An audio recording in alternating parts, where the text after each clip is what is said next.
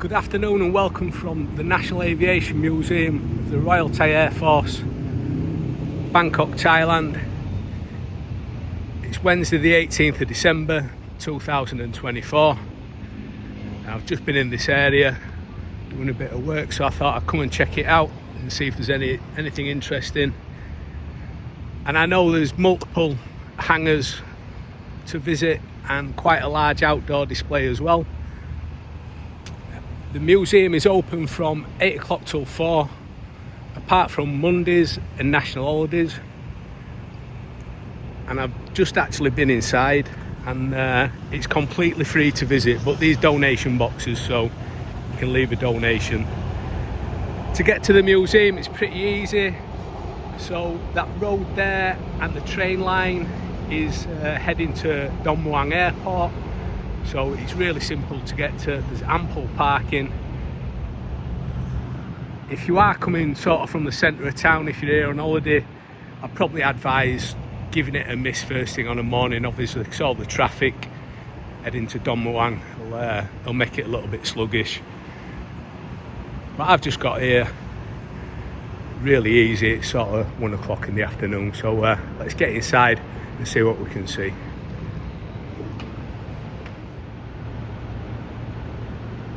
So as soon as you walk into the first hangar, you've got displays of planes that are sort of from early 1920. And one thing to notice as well is the temperature's amazing. It's so cool. It's sort of pushing 30 degrees outside. But these hangars are fully air conditioned, so you can have a pleasant few hours walking around the hangars, and you're not going to be dying. I think channel 9, I believe it is, which is the Army's TV channel, are filming today at the moment, so I'll have to be quiet and possibly try to get out of the way.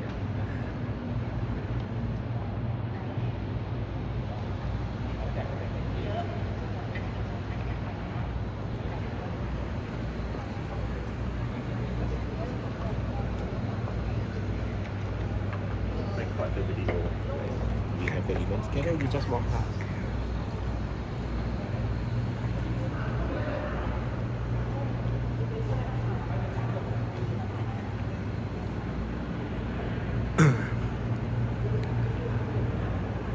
Yeah, so a little bit there that I can't see due to the filming.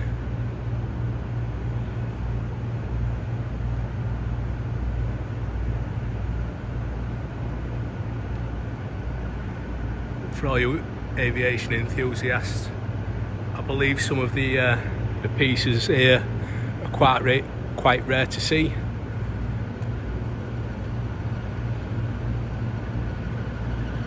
Due to the fact that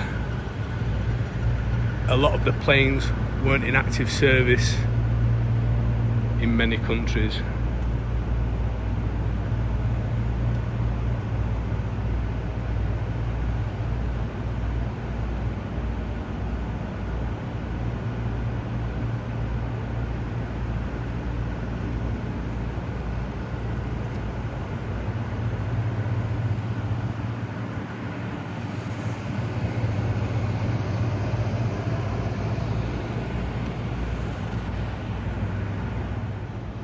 And here we've got a F5 Alpha Freedom Fighter with the main armament, hood lifted, and the ammunition cassette. You certainly wouldn't want to be on the business end of that, would you?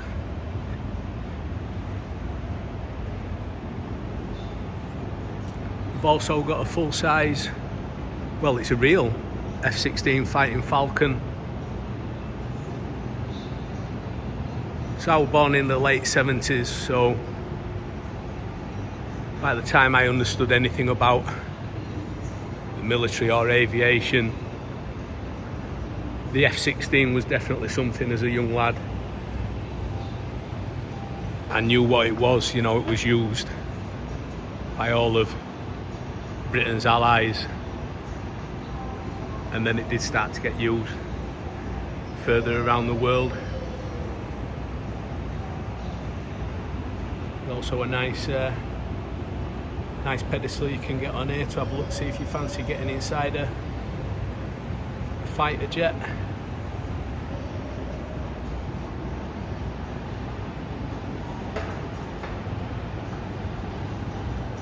It is really quiet. I've noticed, you know, there's not many people here. I've only seen half a dozen tourists.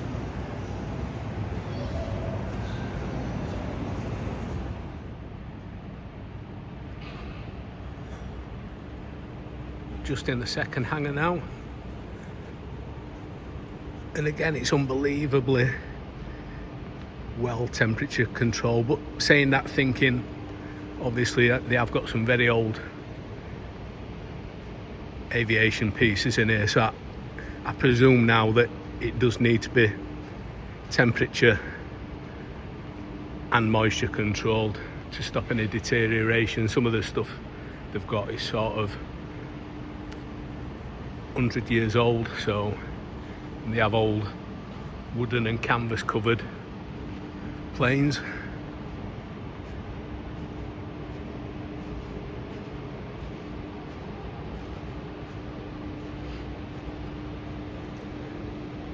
Again, I'm still struggling to see many tourists at the moment, but it is sort of nice to have the full museum to yourself, if I'm honest. So I'm just outside in one of the big courtyards here, in between the hangars. One thing I'd say is it's not that clearly pointed where you need to follow, you know, the route you need to follow. So you have just got to sort of have a walk about, walk over to the hangars and see if you can, you know, go inside. Anybody that's sort of my age will notice that. So I'm a little bit closer to 50 than I am 40. And I certainly remember the Harrier jump jet. It's been an important part of the Royal Air Force back home in UK. I think that's a Corsa.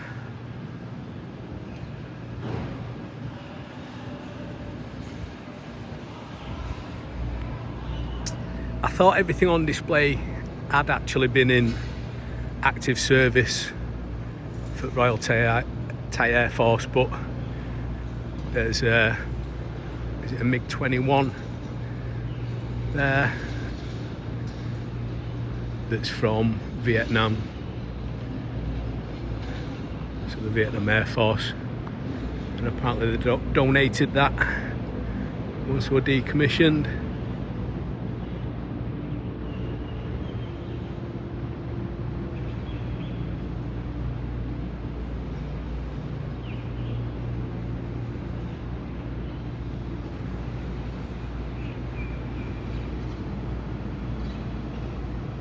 There's definitely a couple of hundred pieces of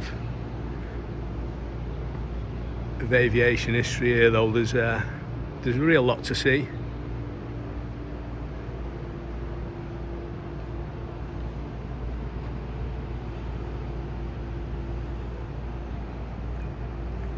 Like most museums in the Far East, you can get really close up to stuff. I've crossed a couple of ropes to get some nice shots within cockpits and stuff like that. Everybody seems pretty chilled out. There's a virtual reality hangar there. I'll have a walk in there, see what's going on.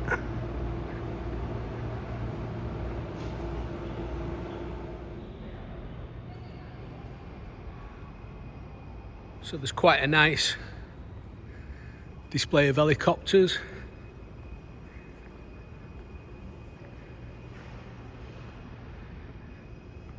I have flown in helicopters a few times over the years on operational tours, but I never found it a pleasant experience, if I'm honest. I always felt that it was just about to fall out of the sky and for some strange reason I always felt more comfortable in the Chinook rather than the other in service at time helicopter that I went in, the Puma. Even though the Chinook was colossal in size, it sort of gave me the strong and sturdy feeling. But when you look at some of these smaller, older helicopters that are not even a jet engine, so just a mechanical linkage engine, there's absolutely not a chance I'd be getting in something like that.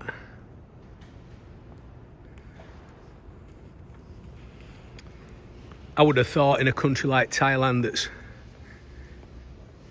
quite remote in places with limited landing strips, helicopters are a preferred method for search and rescue.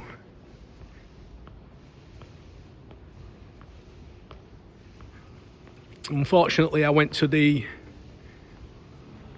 virtual reality hangar, but it's just under renovation at the moment, so I couldn't get in.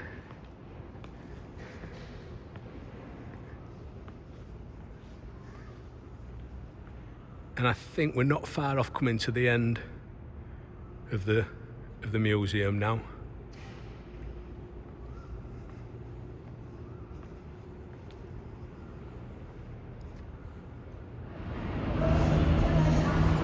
So that's the end of the visit of the museum. I've had a really good couple of hours. It's been nice to have a look around, and for a free museum that's really well situated, easy to get to, it's well worth a visit. And I'll be ending my day with a decent krapao and a tom jert, all for 100 baht. If you've made it to the end, thanks for watching. Any comments, leave them below and I'll get back to you whenever I can. Cheers.